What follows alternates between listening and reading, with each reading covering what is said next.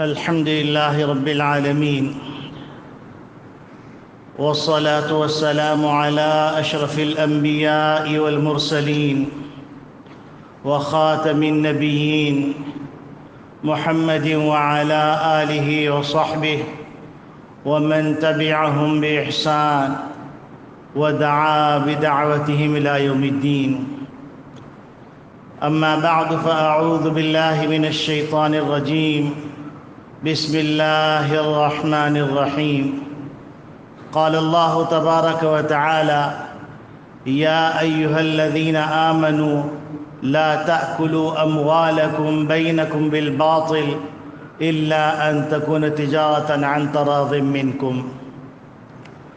وقال النبي صلى الله عليه وسلم: تعاشروا كالإخوان تعاملوا كالأجانب، او کما قال علیہ الصلاۃ والسلام. میرے محترم بزرگوں، عزیز دوستوں، دینی اسلامی بھائیوں، اللہ رب العالمین نے ہم کو نبی کریم صلی اللہ علیہ وسلم کے صدقے میں ایک ایسا دین عطا فرمایا ہے جو مکمل ضابط حیات ہے، جس میں انسان آپس میں کس طرح کا برتاؤ کرے اور کس طرح ایک دوسرے سے پیش آئے، جس کو معاشرتی زندگی کہا جاتا ہے. اس سلسلے میں بڑی پیاری پیاری ہدایات عطا کی گئی ہیں، اور ان ہدایات پر عمل کر کر پرسکون زندگی وجود میں آتی ہے، اور ان ہدایات کو فراموش کر کے انسان زندگی کے اندر بے کلی کا شکار ہو جاتا ہے، بے چینی کا شکار ہو جاتا ہے، اور بے اطمینانی کا شکار ہو جاتا ہے. آج کل دین سے دوری کے نتیجے میں ہم نے دین کی بہت ساری تعلیمات کو فراموش کر دیا، اور بظاہر ہمارے گوشے خیال میں یہ بات چھپی بھی ہے، اس میں ہمارا کیا نقصان؟ اگر ہم عمل نہیں کر رہے تو ہمارا کیا نقصان؟ حتیٰ کہ یہاں تک نوبت آ گئی کہ لوگ کہتے ہیں بھائی نماز نہیں پڑھو، میرے اللہ کا معاملہ ہے. روزہ نہیں رکھنا، میرے اللہ کا معاملہ ہے. زکوٰۃ نہیں دینا، یہ میرے اللہ کا معاملہ ہے. حالانکہ یہ معاملہ موت کے بعد سلجھایا نہیں جا سکے گا. موت سے پہلے یہ تمام معاملات سلجھائے جا سکتے ہیں. اسی طریقے سے بعض احکامات معاشرتی زندگی کے ایسے ہیں کہ انسان یہ سمجھتا ہے کہ ہم نے اس پر عمل نہیں کیا تو ہمارا کوئی نقصان نہیں ہے، لیکن اگر انسان نظر غائر گہری نگاہ سے دیکھے تو سراپا نقصان اسی انسان کا ہے، اللہ کا کوئی نقصان نہیں. آپس میں نا اتفاقی ہوئی تو اس میں اللہ کا کیا نقصان؟ آپس میں بد اعتمادی ہوئی، اس میں اللہ کا کیا نقصان؟ آپس میں ایک دوسرے سے قطع تعلق کر لیا گیا، اس میں اللہ کا کیا نقصان؟ ایک دوسرے کا چہرہ دیکھنا گوارا نہیں کیا جا رہا، اس میں اللہ کا کیا نقصان؟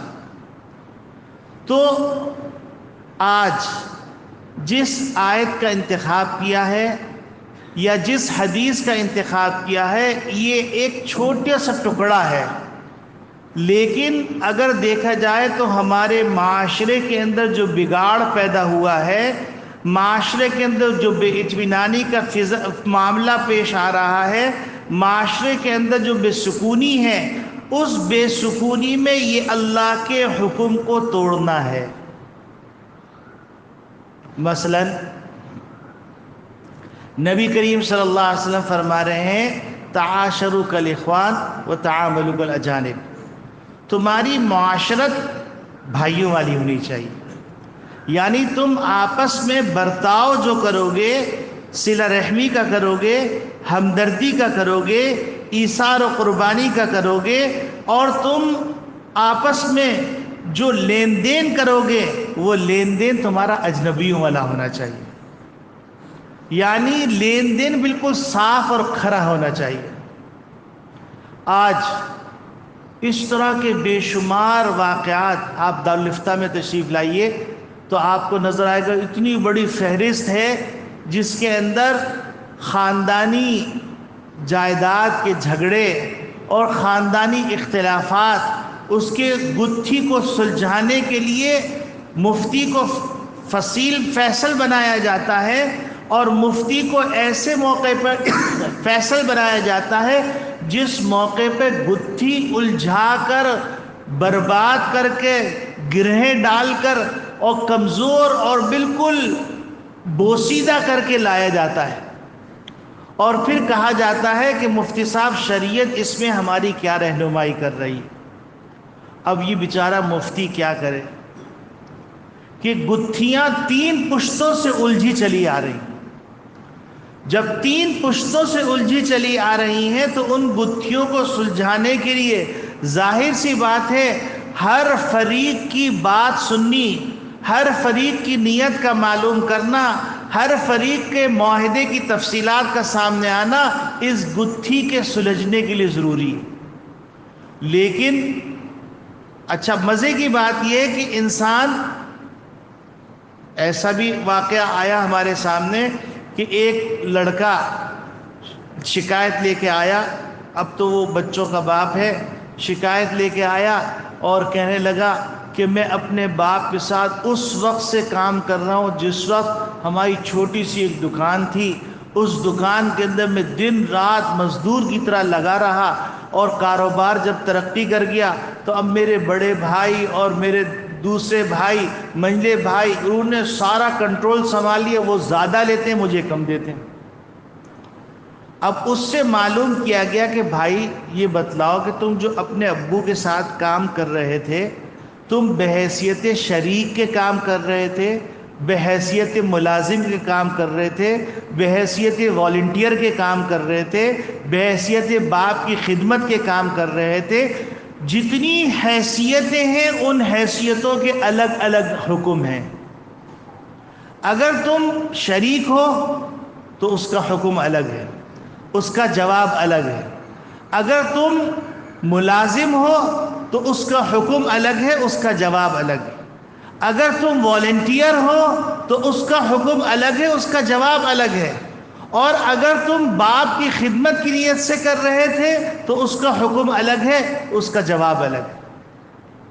اب اگر کسی کو کہا جائے کہ بھائی معاملات صاف رکھو، تو کہتے ہیں کہ بڑے معیوب بات ہے، بڑے افسوس کی بات ہے، ہم ماں باپ آپس میں معاملات کو واضح کریں کہ ابا جی یہ آپ کا حق ہے، ابا جی یہ میرا حق ہے، ابا جی یہ امی کا حق ہے، ابا جی یہ جو بڑے بھائی کا حق ہے، ابا جی یہ منجلے بھائی کا حق ہے۔ کتنی بری بات ہے۔ اب یہ جو ہے بری بات لگ رہی ہے، لیکن جب ایک دوسرے کا چہرہ دیکھنا گوارا نہیں کیا جائے گا اس وقت کتنی بری بات ہوگی۔ ایک دوسرے کے خون کے پیاسے ہو جائیں گے اس وقت کتنی بری بات ہے۔ اچھا ایک نئی مصیبت آج کل جو ایک عروج پا گئی ہے وہ یہ کہ بچے ماں باپ کی زندگی کے اندر کھڑے ہو رہے ہیں، کہنا میرا حصہ دے دو۔ ارے تمہارا حصہ کہاں سے آیا؟ جب تک باپ کی جان میں جان ہے اس وقت تک اس میں ایک پینی تمہارا حصہ نہیں ہے، لیکن اتنے زیادہ نفسا نفسی کے عالم میں مبتلا ہو گئے ہیں کہ باپ جس نے سائبان عطا کیا، جس نے ٹھنڈی گرمی کے اندر اپنے اوپر تپش کو برداشت کیا، تمہارے لیے کھانے کا انتظام کیا، تمہارے لباس کا انتظام کیا، تمہارے لیے ایجوکیشن کا انتظام کیا، تمہاری ترقی کے لیے مختلف تدبیریں کی، مختلف لوگوں سے ملاقات کی، اپنی عزت نفس کو مجروح کیا، اس باپ کے سامنے کھڑے ہو کے کہتے ہیں کہ تم نے میرے لیے کیا کیا؟ ارے جب تم پانی نہیں پی سکتے تھے اس وقت یہ باپ کام آیا ہے۔ اچھا ایک اور چیز جو ایک عام ہو گئی ہے، وہ عام یہ ہو گئی ہے کہ میں ماں کی تنقیص نہیں کر رہا ہوں، میں ماں کی انتہائی عزت اور احترام کرتا ہوں، لیکن ساتھ ساتھ ایک بے اعتدالی کی طرف توجہ دلانا چاہتا ہوں کہ لوگ یہ سمجھتے ہیں کہ باپ کا زندگی میں کوئی کردار ہی نہیں ہے۔ اگر دیکھا جائے تو باپ کا، ماں جو سکون سے گھر میں بچے کی پرورش کر رہی ہے، اس کے اندر بھی باپ کی تکلیفیں ہیں، اس کے اندر بھی باپ کا رت جگہ ہے، اس کے اندر باپ کا بوجھ ڈھونا ہے، اس کے اندر کڑوی کسیلی باتیں باپ کی سننی ہیں۔ باپ کڑوی کسیلی باتیں سنتا ہے اور اپنے باسز سے بری باتیں سنتا ہے، اپنے کلیگ سے بری باتیں سنتا ہے، سب برداشت کرتا ہے کہ میرے بچے سکون سے پرورش پالے۔ فیس پوری کرتا ہے چاہے اس کے لیے 2 ڈیوٹیاں کرنی پڑیں، اپنے گھر میں سکون لانے کے لیے 3 جابز کرتا ہے، لیکن آج ماں کو تو فراموش کیا ہی کیا، باپ کو بھی فراموش کیا جا رہا ہے۔ اور باپوں کی قربانیاں اتنی عظیم ہیں، اتنی عظیم ہیں، آپ میں سے اکثر باپ ہے چونکہ میچور لوگ بیٹھے ہوئے ہیں، آپ کو اندازہ ہے کہ اپنی ایک لقمہ اپنی اولاد کے حلق میں پہنچانے کے لیے، ایک لقمہ اپنی بیوی کے حلق سے اتارنے کے لیے، ایک خوشی اپنے گھر میں لانے کے لیے آپ کو کتنے پاپڑ بیلنے پڑتے ہیں۔ یہ ساری تکالیف برداشت کرتا ہے، اور پھر بیٹا جوان ہو کے کھڑے ہو کے کہتا آپ نے میرے لیے کیا کیا؟ اگر تجھے گھورے پہ پھینک دیا جاتا، کتے تجھے نوچتے پھرتے، تو پھر تجھ سے پوچھا جاتا تیرے باپ نے تیرے لیے کیا کیا ہے؟ مجھے معاف کیجیے گا، میں سخت تلخ الفاظ استعمال کر رہا ہوں، لیکن حالات اس سے زیادہ سختی کا تقاضا کر رہے ہیں کہ بچے اپنے ماں باپ کی ناقدری کی انتہا کو پہنچ چکے ہیں۔ ایک بچہ ایک فنکشن کے لیے اپنے باپ سے کہتا ہے کہ باپ میرے اسکول میں فنکشن ہے اور میرے اسکول میں فنکشن کے لیے مجھے 2000 روپے چاہیے۔ جو تنخواہ دار باپ ہے اس کو معلوم ہے کہ میں روٹین کے خرچے کر رہا ہوں، مجھے 2000 روپے نکالنے کے لیے کتنی اور مزید پاپڑ بھیلنے پڑے گے، قربانی دینی پڑے گی، لیکن اپنے بچے کی عزت بچانے کے لیے، اپنے بچے کو خوش کرنے کے لیے وہ 2000 روپے اپنا کلیجہ کاٹ کے دیتا ہے۔ اور آج بیٹا کھڑے ہو کے باپ سے کہتا ہے کہ میرا حصہ جو بنتا ہے، تیرا حصہ کون سا ہے؟ باپ نے محنت کی، باپ نے قربانی دی، باپ نے تکلیفیں اٹھائیں، اور باپ نے ساری تکلیفیں اٹھا کے تمہارے لیے، تمہاری امی کے لیے، تمہارے گھر والوں کے لیے رہن سہن کا انتظام کیا، سکون کا انتظام کیا، اور جس وقت تم کو اپنے باپ کی ضرورت تھی، یہ باپ تمہارے شانہ بشانہ نہیں کھڑا رہا بلکہ تم سے ایک قدم آگے کھڑا رہا۔ اور جب اب باپ کو ضرورت ہے تو تم کھڑے ہو کے کہتے ہو کہ میں جا رہا ہوں اور میرا حصہ دیجئے، میں اپنا حصہ لے کر اپنی بیوی کے ساتھ زندگی میں آپ کے جھمیلوں میں پڑنا نہیں چاہتا ہوں۔ سوچو، یہ بول باپ کے کلیجے کو چھنی کر دیتے ہیں۔ ہم کہاں جا رہے ہیں؟ ہمارا معاشرہ کہاں جا رہا ہے؟ یہ انسانوں کا معاشرہ ہے یا درندوں کا معاشرہ ہے؟ یہ خود غرضوں کا معاشرہ ہے؟ میرے عزیز دوستو بھائیو، اس وقت ضرورت اس بات کی ہے۔ اچھا، آپ جانتے ہیں کہ جس زمانے میں جس چیز کی ڈیمانڈ زیادہ ہوتی ہے اس کی کھپت کم ہوتی ہے، یعنی اس کی ڈیمانڈ زیادہ ہے لیکن اس کی پیداوار کم ہے تو اس کے ریٹ بڑھ جاتے ہیں۔ آج معاشرے کے اندر انسانیت کی کمی ہے، آج معاشرے کے اندر ڈیمانڈ بڑھ گئی ہے کہ کوئی ایسا نظام دیا جائے جس نظام کے تحت انسانیت وجود میں آ جائے، انسانی معاشرہ وجود میں آ جائے۔ تو میں منبر رسول پہ بیٹھ کے قسم خدا کی کہتا ہوں کہ سوائے شریعت کے اور کوئی راستہ نہیں، اور جتنے راستے بنائے جا رہے ہیں وہ سارے راستے تباہی کے ہیں، کیونکہ انسان اپنی عقل سے فیصلہ کر رہا ہے، اور اللہ رب العالمین نبی کو وحی کے ذریعے سے بتلاتے ہیں۔ اللہ قادر مطلق ہے، اس کا علم لامتناہی ہے، وہ اس انسان کی نفسیات کو سمجھتا ہے۔ انسان کی نفسیات کو جتنا وہ سمجھتا ہے اتنا انسان خود اپنی نفسیات کو نہیں سمجھتا، تو وہ جو حکم دے گا وہ بالکل برحق حکم دے گا۔ تو نبی کریم صلی اللہ علیہ وسلم فرما رہے ہیں کہ دیکھو، تم آپس میں جو زندگی گزارو گے وہ تو انسانوں والی ہونی چاہیے، اخلاق کے ساتھ، گفتار تمہارا اعلیٰ ہو، کردار تمہارا اعلیٰ ہو، برتاؤ تمہارا اعلیٰ ہو، تمہارے اندر صلہ رحمی کی اب یاری ہو رہی ہو، تم جو ہے اپنے باپ کے ساتھ صلہ رحمی کر رہے ہو، تم اپنی ماں کے ساتھ صلہ رحمی کر رہے ہو، باپ تمہارے ساتھ صلہ رحمی کر رہا ہو، شفقت کا معاملہ کر رہا ہو، یہ انسانیت والی زندگی تمہیں گزارنی ہے۔ لیکن معاملات کی دنیا کے اندر تم ابھی کہہ رہے ہو کہ یہ بڑی بری بات ہے، بھائی ہم کو جتنی ضرورت ہوتی ہے، مجھے ضرورت ہوتی ہے، میں فیکٹری سے پیسے اٹھا لیتا ہوں، ابو کو ضرورت ہوتی ہے، ابو فیکٹری سے اٹھا لیتے ہیں، اور امی کو ضرورت ہوتی ہے، امی کو بھجوا دیتے ہیں، بھائی کو ضرورت ہوتی ہے، بھائی اٹھا لیتے ہیں۔ یہ تو بڑی معیوب بات ہے کہ ہم ہر ایک کے حق کو متعین کریں۔ نبی کریم صلی اللہ علیہ وسلم اس انجام کو دیکھ کے فرما رہے ہیں تعاملوا کالاجانب، کہ انجام کیا ہوگا اگر تم نے اجنبیوں والا معاملہ نہیں کیا اور ہر چیز کو صاف نہیں رکھا، تو کل تم ایک دوسرے کا چہرہ دیکھنا گوارا نہیں کرو۔ آج ہو رہا ہے، بھائی بھائی کے خون کا پیاسا ہے، بیٹا باپ کا خون کا پیاسا ہے۔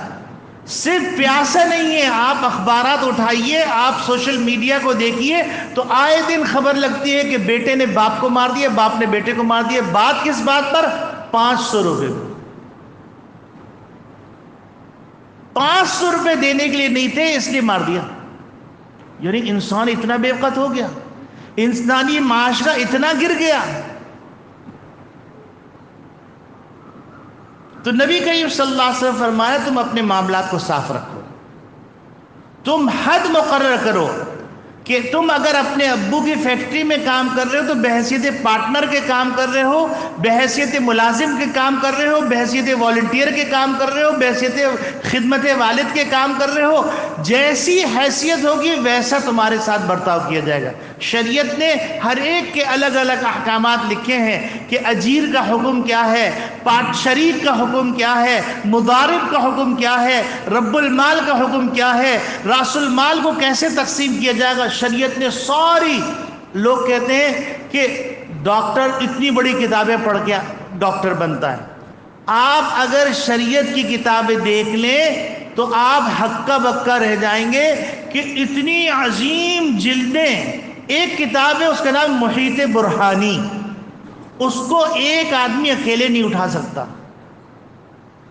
شریعت نے ہر چیز کو ایسے کھول کھول کے بیان کر دیا ہے کہ تم شریک ہوگے تو تمہارے لیے یہ احکامات ہیں، تم اگر اجیر ہوگے تمہارے لیے یہ احکامات ہیں، اگر تم مضاربہ کر رہے ہو تو تمہارے لیے یہ احکامات ہیں، اگر تم مرابحہ کر رہے ہو تو تمہارے لیے یہ احکام ہے، اگر تم اجارہ کر رہے ہو تو تمہارے لیے یہ احکام ہے، اگر تم عاریتاً لے رہے ہو تو تمہارے لیے یہ احکام ہے، اگر تم امانتاً لے رہے ہو تو تمہارے لیے یہ احکام ہے، اگر ودیعتاً ہے تو تمہارے لیے یہ احکام۔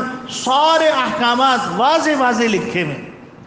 یہ میں تشریح اس لیے کر رہا ہوں، یہ وضاحت اس لیے کر رہا ہوں تاکہ ہم کو پتہ چلے کہ ہماری شریعت کوئی چھوٹی سی تعویذ نہیں کہ اس کو پانی میں گھول کے پی لیا جائے۔ ہماری شریعت جو نبی کریم صلی اللہ علیہ وسلم نے ہم کو عطا کی ہے، یہ شریعت ہماری زندگی کا روگ ہے۔ یعنی جس دن ہماری پیدائش ہوئی اس دن صرف پیدائش نہیں بلکہ جس دن ہمارا وجود ماں کے شکم کے اندر تیار ہوا اس وقت سے شریعت کے احکامات لگنا شروع ہو کہ ماں کو کیسے کرنا ہے، ماں کی ڈائٹ کا کیسے خیال رکھنا ہے، ڈائٹ کی ذمہ داری کس کی ہوگی، بچے کی دیکھ ریکھ اور اس کے علاج کی ذمہ داری، یہ سارے احکامات لکھے ہوئے ہیں۔ رضاعت کے احکامات موجود ہیں۔ ہماری شریعت بڑی پیاری ہے لیکن ہم نے سنا نہیں، ہم نے دیکھا نہیں۔ ہم یہ سمجھ رہے ہیں کہ بس ہماری شریعت اتنی، میں نماز کی تنقیص نہیں کر رہا ہوں، میں روزے کی تنقیص نہیں کر رہا ہوں، یہ اللہ کا احسان ہے کہ ہم نماز پڑھ رہے ہیں، یہ اللہ کا احسان ہے کہ ہم روزہ رکھ رہے ہیں، یہ اللہ کا احسان ہے کہ ہم حج کر رہے ہیں، یہ اللہ کا احسان ہے ہم زکوٰۃ دے رہے ہیں۔ لیکن اس کے علاوہ بھی دنیا اور ہے، اس کے علاوہ بھی جہاں اور ہے، اور اتنا عظیم الشان جہاں ہے، اتنا عظیم الشان جہاں ہے، اور اتنے پیارے پیارے متوازن معتدل، ہر ایک کے حق کی رعایت کرتے ہوئے، ہر ایک کی نفسیات کی رعایت کرتے ہوئے احکامات موجود ہیں۔ تو شریعت یہ کہہ رہی ہے تعاشروا کالاخوان تعاملوا کالاجانب، تمہاری معاشرت تو بھائیوں والی ہونی چاہیے لیکن تمہارے معاملات اجنبی والے ہونے چاہیے. یعنی تم اس کو متعین کرو کہ تم اپنے باپ کے ساتھ، اپنے بھائی کے ساتھ، اپنے بیٹے کے ساتھ کام کر رہے ہو، کس حیثیت سے کام کر رہے ہو. پھر اس حیثیت کے اعتبار سے جو احکامات ہیں ان کا تعین کیا جائے. ان احکامات کی بنیاد پر تمہارے جو حقوق بنتے ہیں ان حقوق کا تعین کیا جائے، تاکہ کل کو، ابھی تو تم جوان ہو، جوانی کے اندر تو انسان کو لگتا ہے میں پہاڑ کھود ڈالوں گا، لیکن جیسے جیسے عمر ڈھلنے لگتی ہے تو اب بھائی کی محبت چاہیے ہوتی ہے، اب بھائی کو بطور بازو کے مددگار بننا چاہیے، تمنا ہوتی، اولاد کا بازو بننے کی تمنا ہوتی ہے. جیسے جیسے عمر ڈھلتی ہے انسان میچور ہوتا جاتا ہے تو اس کو ایک خاندانی نظام کی ضرورت ہوتی. ویسے تو ہر وقت ضرورت ہے لیکن جوانی کے اندر دیوانگی ہوتی ہے، تو جوانی میں دیوانگی کے اندر بات سمجھ میں نہیں آتی، لیکن جیسے جیسے انسان میچور ہوتا جاتا ہے ویسے ویسے پتہ چلتا ہے کہ اگر انسانی معاشرہ نہ ہو تو انسان گھٹ گھٹ کے مر جائے. آج دنیا کے اندر آپ حیران ہو جائیں گے، باقاعدہ ایسے کمپنیاں بن گئی ہیں جو 2 گھنٹے آپ کو دیتی ہیں تاکہ آپ ان کے ساتھ بیٹھ کے گفتگو کریں اور آپ ان کو ڈالروں میں پیمنٹ کرتے ہیں، کہ وہ ماں باپ چاہتے ہیں کہ بچے ہم کو اولڈ ہاؤس میں جمع کر کے آ گئے، اب ہم سے کوئی بات کرنے والا نہیں ہے. تو مجھے بتلاؤ بیٹا جو محبت سے بات کرے گا وہ بات ہوگی، یا 2 لاکھ روپے لے کر پاکستانی 2 لاکھ، ورنہ $2000 یا $500 یا $1000 فیس ہے کہ 2 گھنٹے وہ آ کے موٹیویشنل اسپیکر آ کے آپ سے جو ہے موٹیویشن کرے گا، آپ کو سمجھائے گا، آپ بالکل خوش رہیں، اور جھوٹی بناوٹی ہنسی اور بناوٹی خوشیاں، بناوٹی سپنے. اور نبی کریم صلی اللہ علیہ وسلم جو دین لے کے آئے تو اس میں بتا رہے ہیں تم ماں کو مسکرا کے دیکھو، جاؤ جا کے حج کا ثواب لے جاؤ. تم ماں کو مسکرا کے دیکھو، باپ کو مسکرا کے دیکھو، جاؤ عمرے اور حج کا ثواب لے جاؤ. تم اپنے بچوں کے ساتھ شفقت کا معاملہ کو، جنت کی گارنٹی لے جاؤ. تم اپنی بیٹیوں کے ساتھ حسن سلوک کرو، جنت کی گارنٹی لے جاؤ. یہ بیٹیاں اللہ کے دربار میں اڑ جائیں گی کہ اب میرے ابو کو جنت میں لے کے جائیں. سوچو ذرا سا، کتنا پیارا دین چھوڑ کر ہم لوگ جاہلوں والے یورپ کے کلچر کو اپنا رہے ہیں بڑے تیزی سے. مجھے معاف کیجیے گا، بے حیائی، بے غیرتی، خود غرضی، مفاد پرستی، اس کا 2 لفظوں میں خلاصہ ہے. جس کلچر کو ہم اپنانا چاہ رہے ہیں، جس کلچر کو ہم للچا کے دیکھ رہے ہیں، مجھے معاف کیجیے گا یہ جملہ بولتا ہوا اچھا نہیں لگ رہا ہوں لیکن سمجھانے کے لیے کہنا پڑ رہا ہے. جب انسان کو جوانی ہوتی ہے تو مختصر لباس اچھے لگ رہے ہوتے ہیں، لیکن جب انسان میچور ہو جاتا ہے تو قدم قدم پر اس کا کلیجہ چرتا ہے کہ میری بیٹی ننگی کیسے باہر نکل گئی، میری بیوی کو کوئی نامحرم کیسے دیکھ رہا. جوانی کے اندر تو ہم سب کو دیکھ رہے ہوتے ہیں، تو اس وقت سمجھ میں نہیں آتا. اور اسلام اس وقت سے لے کے مرتے دم تک کے احکامات بتاتا ہے کہ تم ان کو فالو کرو تو جس کے نتیجے کے تم کو ایک پیسفل لائف ملے گی. لَنُحْيِيَنَّهُ حَيَاةً طَيِّبَةً، ہم تم کو ایک پاکیزہ اور خوبصورت زندگی عطا کریں گے. اور دوسری طرف کہہ رہے ہیں من اعرض عن ذکری فإن له معیشة ضنکا، اگر تم میرے احکامات کو فراموش کرو گے تو یاد رکھنا، خوب دھیان سے یاد رکھنا، ایسی زندگی ہوگی جیسے انگاروں پہ لوٹ رہے ہو. پھر مخمل پہ بھی سکون نہیں ملے، کانٹے چبھیں گے.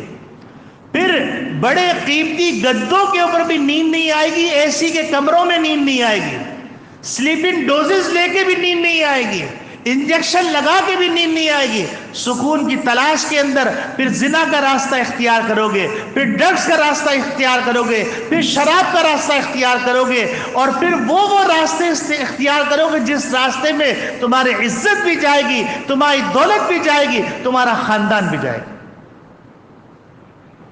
تو میرے عزیز دوستو بھائیوں، بس یہی بات عرض کرنی ہے کہ خدا کے واسطے اپنے دین کو سب کچھ سمجھو، اپنے نبی کو خاتم النبیین سمجھو، اور اللہ رب العالمین کو وحدہ لا شریک سمجھو۔ اس وقت بہت خطرناک ایک یلغار ہے، اور وہ یلغار کلمہ لا الہ الا اللہ محمد رسول اللہ دونوں پر ہے، اور اس کے لیے اب نئے جال بنے گئے ہیں، نئی تعبیرات لے کے آئے ہیں، نئے فلسفے لے کے آئے ہیں، جس کے اندر ڈائریکٹ یہ تو نہیں کہا جا رہا کہ تم اللہ کو انکار کر دو، لیکن کام سارے وہ کروائے جا رہے ہیں کہ جس کے نتیجے میں لاشعور میں اللہ کا تصور دھندلا ہو جائے۔ وقت نہیں ہے، ورنہ میں آپ کو مزید تفصیلات سے آگاہ کرتا کہ اس وقت باقاعدہ ہماری گودوں میں جو جنریشن ہے، یا جو جنریشن ہماری 10 سال کی ہے، اس کے دماغ کے اندر اللہ کا تصور بیڈ مین سے بڑا نہیں ہے، مجھے معاف کیجیے گا۔ اللہ کا تصور اس کے ذہن کے اندر صرف یہ کہ جیسے ہمارے امی ابو کے پرانے قصے ہوتے ہیں، اس طرح کا قصہ بھی ایک اللہ ہے۔ آپ حیران ہو جائیں گے اس سے زیادہ کیا بدقسمتی ہوگی۔ ابھی کرنٹ رپورٹ کے مطابق ہندوستان کے اندر 10 لاکھ لڑکیوں نے غیر مسلموں سے شادی کی ہے، اور سوشل میڈیا پہ آ کر کہا ہے کہ پہلے میں دین کو فالو کرتی تھی، مجھے دین جو نا بالکل فرسودہ لگتا ہے۔ نعوذ باللہ من ذالک۔ یہ آپ کے پڑوس ہے، تو کیا آپ سمجھ رہے ہیں کہ اس کے اثرات یہاں نہیں آئیں گے، یا یہاں نہیں آ رہے؟